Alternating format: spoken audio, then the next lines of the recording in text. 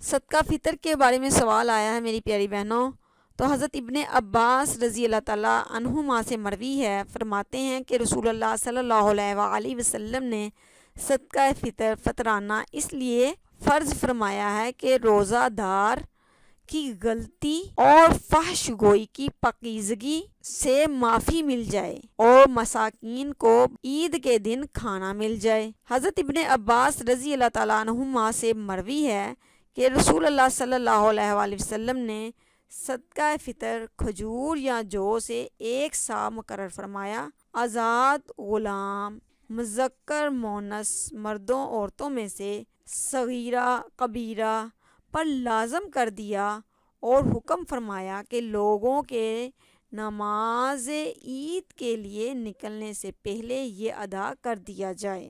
سنن ابی داؤد میں یہ روایت آئی ہے، 1 سا کی مقدار 3.25 سیر ہے۔ جمع اور تقسیم کی سہولت کی خاطر اس کو عید سے پہلے جمع کر کے ادا کر دیا جائے۔ جزاک اللہ خیرہ۔